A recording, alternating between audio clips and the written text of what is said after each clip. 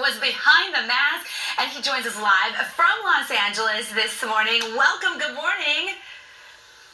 Hi, good morning. So judges said you absolutely shredded your song. From a non-singing background, was this a more terrifying or exciting experience for you? A little bit of both. I think I had the maybe too much confidence being behind a mask, because I definitely would not have done that just if I was exposed on a national stage and trying to sing for the first time. But being anonymous gives you that sense of confidence, and that you can just sort of be whoever and really project your voice, and it was fun. Yeah, so were you thinking at one point, like, gosh, I can't believe I survived past other, like, legitimate singers like Chaka Khan and Lil Wayne who got eliminated earlier?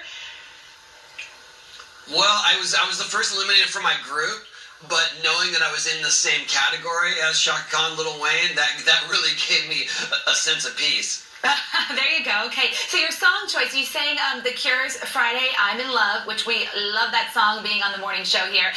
So tell me about that song choice and why you went with that.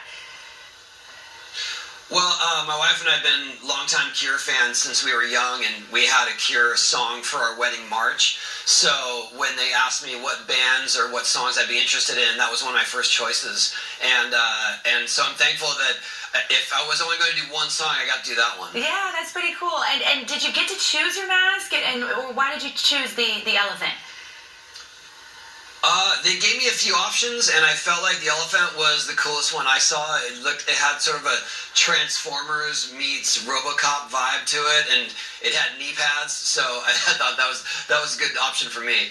Very cool, right? Yeah, fits you perfectly. So what was the biggest challenge in that type of a mask? I mean, as far as like the microphone positioning and all of those things, I'm trying to think about how it would all work.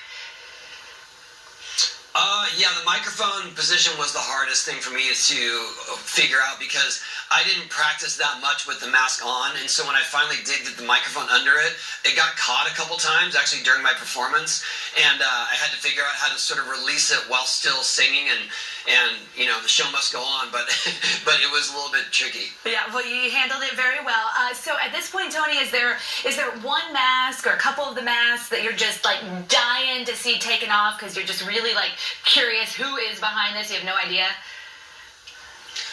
I am really curious about who the taco is, because that costume was offered to me as well, and I have a feeling I know who it is. I really don't know who anybody is on the show. I didn't see anybody else in the hallways. I didn't see their performances either until they aired.